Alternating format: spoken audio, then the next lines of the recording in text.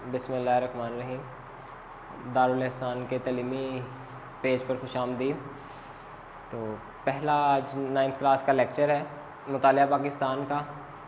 پاکستان کے نظریاتی اساس پڑھیں گے، پاکستان کے نظریاتی اساس۔ تو پہلے ہم اس چیپٹر کے نام کو سمجھ لیں کہ یہ ہے کیا۔ اساس کے معنی ہوتے ہیں بنیاد کے۔ اب کسی بھی چیز کی کوئی نہ کوئی بنیاد ہوتی ہے، یہی اب ہمارے پاس ہے کہ نظریاتی اساس کیا ہے پاکستان کے۔ اب نظریہ کیا ہے؟ نظریہ ایک سوچ کا نام ہے جو ہر فرد سے فرد الگ ہو سکتی ہے، ہر فرد کا الگ نظریہ ہے، لیکن قوموں کا ایک نظریہ ہوا کرتا ہے جس کی وجہ سے پاکستان بنا۔ تو ہم پہلے نظریہ سیکھیں کیا ہوتا ہے۔ تو نظریہ کیا ہے؟ نظریہ ہوتا ہے ایک سوچ، ایک خاص سوچ، اور اساس ہوتی ہے بنیاد۔ نظریہ اور اساس، یہ تو ہم نے دونوں بات کر لی۔ اب پاکستان کے نظریاتی اساس کیا ہیں؟ وہ کیا نظریات تھے، کیا سوچ تھی جس کی وجہ سے پاکستان بنا اور پاکستان بنانے پر غور کیا گیا، پاکستان بنانے کے لیے جدوجہد کی گئی، وہ کیا سوچیں تھیں؟ وہ ہمارا نظریہ تھا۔ اب نظریے پہ ذرا بات کرتے ہیں، آپ سوچنے کے قابل بنیں گے اگر ہم بات کریں، اگر ہم سیکھیں، سوچیں اس بارے میں نظریہ کیا ہے۔ جیسے اب ایک نظریہ ہے کہ جب ہم مسلمان ایک گائے کو دیکھیں تو شاید ہمارے ذہن میں آئے کہ بہترین دودھ دے گی، اس کے دودھ کا ذائقہ اچھا ہوگا، اچھی چائے بن سکتی ہے، اچھی لسی بن سکتی ہے اس کے دودھ سے۔ یا ہم سوچیں کہ اس کو ذبح کیا جائے تو اس کا گوشت لذیذ ہوگا، یا عید پر اس کو ذبح کیا جا سکتا ہے۔ ہمارے نزدیک وہ ایک جانور ہے جو ہمارے لیے بہت سی نعمتیں اس دنیا میں لاتا ہے، لیکن ایک ہندو کی اگر اس پہ نظر پڑے گی تو شاید وہ یہ سوچے کہ یہ ہمارے لیے عبادت کے لیے ہے، یہ ایک پاک جانور ہے، یہ ہماری ماں کی جگہ ہے۔ یہ ایک نظریہ بن جاتا ہے۔ یہ نظریہ ہے۔ اب ہم ایک لال پاؤڈر دیکھتے ہیں تو وہ ہمارے لیے شاید ایک کلر ہو یا صرف ایک پینٹ کی حیثیت رکھتا ہو، لیکن جب ہندو اس کو دیکھے تو شاید وہ اس کو سندور کی حیثیت دے دے۔ تو اس طرح مختلف نظریات ہیں۔ جب ہم ایک پتھر کو دیکھیں تو شاید وہ ہمارے لیے صرف پتھر ہو، محض پتھر ہو، لیکن ایک ہندو کے لیے اس میں خدا ہو۔ تو یہ نظریہ ہوتا ہے۔ اب ہمارے نظریات الگ تھے اور ہندوؤں کے نظریات الگ تھے۔ اب پاکستان کے وہ کون سے نظریات تھے جو کہ بنیاد بنے ایک الگ ملک کی؟ تو الگ ملک کی بنیاد کے لیے جو نظریات تھے اس موضوع پر، ان موضوعات پر ہم بات کریں گے اس چیپٹر میں، اس باب میں۔ تو یہ باب نمبر 1 ہے، نام کیا ہے؟ پاکستان کے نظریاتی اساس۔ نظریاتی بچوں اگر انگلش میں آپ دیکھیں نا، جیسے آپ بچے بات کرتے ہیں کہ ہمارے مائنڈ میں ایک آئیڈیا آیا، ہمارے ذہن میں ایک آئیڈیا آیا، دماغ میں ایک آئیڈیا آیا، یہ نظریہ ہے۔ آئیڈیا کیا ہوتا ہے؟ آئیڈیا ہوتا ہے جیسے ایک دوست کام کر رہا ہے تو آپ اس کو کہتے ہیں کہ میرا آئیڈیا ایسے، تو ایسے کر یا ویسے کر، اس طرح زیادہ بہتر ہوگا۔ یہ ایک نظریہ کہلاتا ہے۔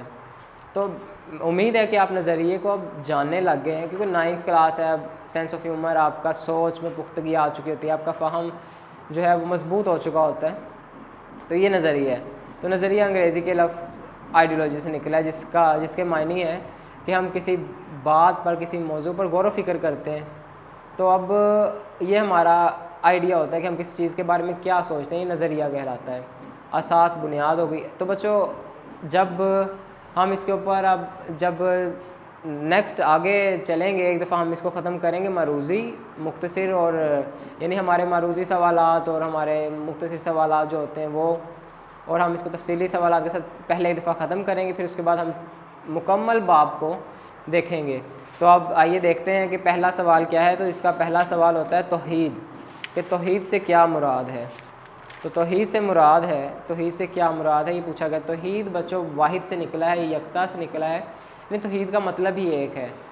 تو ہمارے نزدیک مسلمانوں کے نظریے میں، یعنی ہمارے آئیڈیالوجی کے مطابق، توحید کا مطلب ہے کہ اللہ تعالیٰ کے علاوہ کوئی ذات اس دنیا میں عبادت کے لائق نہیں ہے۔ اللہ تعالیٰ واحد ہے، اللہ تعالیٰ کو کسی نے نہیں بنایا، اللہ تعالیٰ نہ کسی کی اولاد ہے، نہ اللہ کی کوئی اولاد ہے، اللہ کو ایک ماننا، آخرت کے دن پر ایمان رکھنا بھی توحید میں شامل ہے۔ تو اللہ تعالیٰ کی صفات میں بھی آپ کسی کو شریک نہ ٹھہرائیں، یہ ایک آپ کا توحید کا نظریہ ہے۔ تو بچوں ان اللہ اعلیٰ کل شیء قدیر، دوسرا آپ کا سوال ہے، اس میں پوچھا گیا ہے کہ اس کا مطلب کیا ہے۔ تو بچوں بے شک اللہ تعالیٰ ہر چیز پر قادر ہے، یہ ہماری قرآنی آیت ہے ایک، اور ہمارا ایک یہ نظریہ بھی ہے جو اساس بنا پاکستان کا. جب ہم پاکستان کا مطالبہ کرتے تو محض باتیں نہیں تھیں, وہ ایک نظریہ تھا. ہم جانتے تھے کہ اللہ تعالیٰ ہر چیز پر قادر ہے, تو اسی وجہ سے پاکستان بنا. تو آگے بات کریں گے ہم عقیدہ رسالت سے کیا مراد ہے. تو عقیدہ رسالت سے مراد, رسالت آپ سمجھ سکتے ہیں, رسالت رسولوں سے نکلا, تو عقیدہ رسالت رسولوں پر ایمان لانا, نہ صرف نبی کریم صلی اللہ علیہ وسلم کی پاک ذات پر یقین لانا, بلکہ اللہ تعالیٰ نے جتنے نبی اور رسول بھیجے ان پر پکے اور سچے دل سے ایمان لانا عقیدہ رسالت کہلاتا ہے. عقیدہ رسالت یہ نہیں ہے کہ آپ نبی کریم صلی اللہ علیہ وسلم کو مانیں اور قرآن پہ شک و شبہ رکھیں. آپ حضرت داؤد پر ایمان لائیں, آپ حضرت موسیٰ پر, حضرت عیسیٰ پر ایمان لائیں, لیکن ان آسمانی کتابوں کو جھٹلائیں تو آپ عقیدہ رسالت کو بھی جھٹلائیں گے اور اس کے بھی منکر ہوں گے. تو اس کا مطلب یہ ہے کہ عقیدہ رسالت رسولوں پر ایمان کے ساتھ ساتھ جتنے رسول آج تک اللہ تعالیٰ نے بھیجے ان پر بھی ایمان لانا اور تمام الہامی کتابوں پر بھی ایمان لانا رسالت عقیدہ رسالت کہلاتا ہے. بچوں عقیدے کی بھی بات کرتے ہیں. چلوں عقیدہ کیا ہے؟ عقیدے کا مطلب ہے گرا لگی ہوئی چیز, یعنی کسی چیز پر پختہ طریقے سے اگر ہم یقین رکھتے ہیں, یعنی ایک ایسی چیز جو بس وہاں بند گئی ہے, اب اس کے اندر تبدیلی کے کوئی تاثرات, کوئی چانس نہیں ہے, کوئی تبدیلی نہیں آ سکتی اس میں, تو اس کو ہم کہتے ہیں عقیدہ. عقیدہ ہماری سوچ کا, یہ نظریے سے ہی نکلا ہے عقیدہ. عقیدہ ہمارے بہت سے نظریات ایسے اٹل نظریات ہوتے ہیں جو بدلا نہیں کرتے, وہ عقیدہ کہلاتے ہیں. عقیدہ اور ایمان تقریباً ایک جیسی چیزیں ہیں. عقیدہ ہوتا ہے کہ ہم کس چیز پر ایمان رکھتے ہیں, اس کو سچا مانتے ہیں اور دل و جان سے تسلیم کرتے ہیں. تو عقیدہ رسالت بچوں رسول پر ایمان لانا ہے. ہم اس وقت تک مسلمان نہیں ہو سکتے جب تک ہم عقیدہ رسالت پر یقین نہ کر لیں. اور یہ پاکستان کی ایک اساس بھی تھا کہ مسلمانوں نے ایک رسول کو اور تمام رسولوں کو مانا, جس کی وجہ سے ہم ایک ہوئے, واحد ہوئے, اور ہم نے پاکستان کا ایک تحریک چلائی اور اس کے لیے ہم محرک ہوئے. تو اس کے بعد ہمارے نظریہ پاکستان سے کیا مراد ہے. تو بچوں یہاں جب ہم بک سے دیکھیں گے تو ابھی تو میرے پاس نوٹس ہیں, آپ کو انشاءاللہ بک سے دکھایا جائے گا. بک میں صفحہ نمبر 5 پہ تقریباً کوئی 5 یا 6 قسم کی تعریفیں ہیں جو آپ کر سکتے ہیں. یہاں پہ جو ایک بہتر تعریف ہے وہ ہم نے کاپی کی اور وہ آپ کو بتائیں گے اور وہ آپ سیکھیں گے. تو ہمارے پاس ہے پاکستان ایک نظریاتی مملکت ہے جس کی بنیاد فلسفہ حیات پر استوار ہے. فلسفہ حیات زندگی گزارنے کا ایک نظریہ ہے, ایک زندگی گزارنے کا طریقہ کار ہے, زندگی گزارنے کے اصول ہیں, اس پر ہمارا یہ فلسفہ دین اسلام ہے. اور وہ جو فلسفہ جو ہماری سوچ ہے جس پر ہم زندگی گزار رہے ہیں وہ ہمارا اسلام ہے. پاکستان کی تمام تر اساس اسلام ہے, دین اسلام ہے, اور اس کائنات کی سرزمین پر نفاذ صدیوں تک رہا ہے. یہی وہ لاہ عمل ہے, جذبہ ہے جو تحریک پاکستان کا موجب بنا. تو بچوں نظریہ پاکستان کے بارے میں اتنی بات کر لینا کافی ہے کہ ہمارا جو نظریہ ہے وہ بیسکلی بنیادی طور پر, اساس طور پر اسلام ہے, جو نظریہ پاکستان کی اساس بنا. تو پاکستان اور اسلامی نظریات کو ہم معنی قرار دیا جاتا ہے. بلا شبہ اسلامی نظریات نظریہ پاکستان ہی کی بنیاد ہے. تو قائد اعظم نے اسٹیٹ بینک کے, آپ کے لیے 5واں مختصر سوال ہے کہ قائد اعظم محمد علی جناح نے اسٹیٹ بینک کے افتتاح پر کیا فرمایا. تو 1 جولائی 1948 کو جب قائد اعظم اسٹیٹ بینک کا افتتاح کرنے لگے, اور یہ ایک اچھے لیڈر کی خصوصیت تھی. دیکھیں پاکستان بنے ابھی کچھ ہی مہینے گزرے تھے, 1 سال گزرا تھا, تو 1 سال بھی نہیں, ابھی 11 مہینے تقریباً گزرے. تو قائد اعظم کو اس بات کی ضرورت محسوس ہوئی کہ ہمارا اپنا معاشی نظام ہونا چاہیے, اور انہوں نے اسٹیٹ بینک کا افتتاح کیا. اور اس موقع پر انہوں نے فرمایا کہ مغرب کے معاشی نظام نے انسانیت کے لیے بے شمار مسائل پیدا کیے ہیں. وہ لوگوں کے مابین انصاف قائم